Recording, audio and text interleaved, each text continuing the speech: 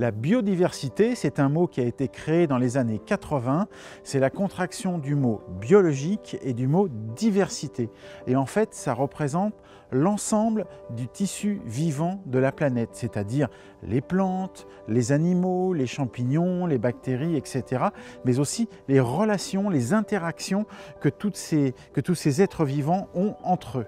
Et l'homme est un fil de ce tissu. Alors comment faire, nous les jardiniers, pour préserver, pour favoriser et pour faire grandir cette biodiversité? Bien, la première des choses à faire, c'est qu'on va s'inspirer, on va imiter la nature. Au jardin, concrètement, eh bien, il faudrait déjà commencer par ne plus utiliser de pesticides, même les pesticides biologiques. Ensuite, on va inviter les plantes sauvages au jardin, par exemple le lierre, les ronces ou les orties. Ce lierre qui pousse sur les arbres, c'est un refuge pour bon nombre d'insectes et de petits animaux qui sont très utiles pour réguler les ravageurs au jardin. On va favoriser un sol vivant en le protégeant, en le nourrissant et en stimulant son activité biologique. Pour ça, on va couvrir le sol, on ne laisse jamais un sol nu. Ensuite, on va venir le nourrir en apportant des amendements organiques comme du compost, du fumier ou du lombricompost par exemple. Tout ça, ça va venir stimuler l'activité des vers de terre. Les vers de terre vont revenir et les vers de terre sont très importants parce qu'ils vont décompacter le sol, ils vont l'aérer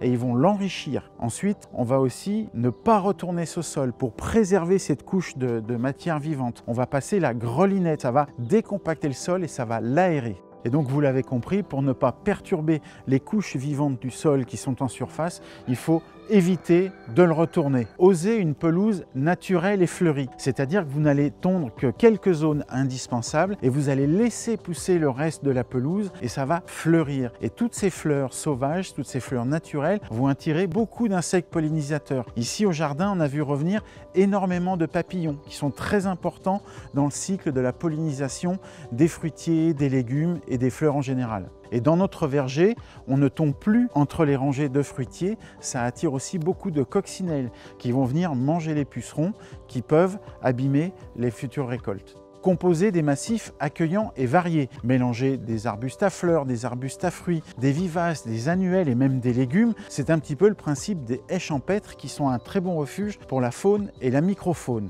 Et choisissez de préférence des espèces endémiques, c'est-à-dire des espèces locales qui seront vraiment adaptées à votre sol et à la faune qui vous entoure.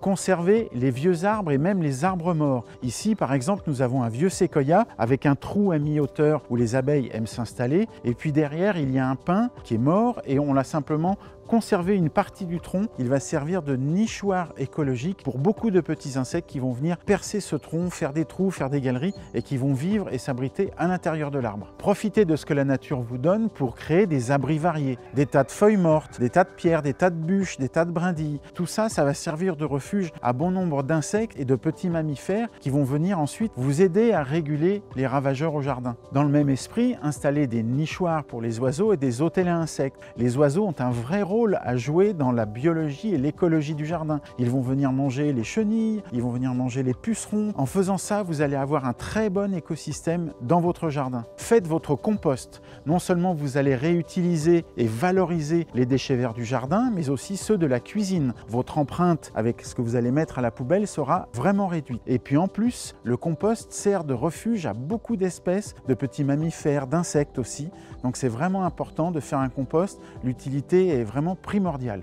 Installer au jardin une spirale aromatique. C'est un abri très complet parce que non seulement il est composé de plantes extrêmement mellifères, mais en plus il est constitué en pierre. Donc là aussi, beaucoup d'abris, beaucoup de refuges. Et puis entre les pierres, on peut installer des brindilles, on peut installer des petites bûches. Et donc ça va vraiment être un habitat très intéressant pour beaucoup d'insectes. Bien associer les plantes au potager. On va les associer par affinité. Par exemple, on sait que les légumineuses produisent de l'azote dans le sol, ce qui va intéresser des plantes gourmandes comme les courgettes ou les tomates. Ne faites pas de rangées de légumes, de rangées de carottes, de rangées de salades, parce que ça, c'est une cible privilégiée pour les ravageurs.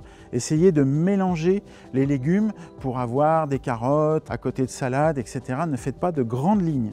Depuis qu'on a débuté notre expérience permacole ici au potager et qu'on a créé cette mare et la spirale aromatique, on a vu arriver beaucoup plus d'oiseaux, beaucoup plus d'insectes pollinisateurs qui viennent s'abreuver, qui viennent nicher, et ça permet au jardin d'avoir beaucoup moins de ravageurs. On a des belles productions de légumes, c'est vraiment intéressant et on est vraiment surpris, étonné et heureux du résultat. Et la mare est bien vivante puisque vous l'entendez peut-être, on a une belle population de grenouilles et de tritons qui s'est installée ici.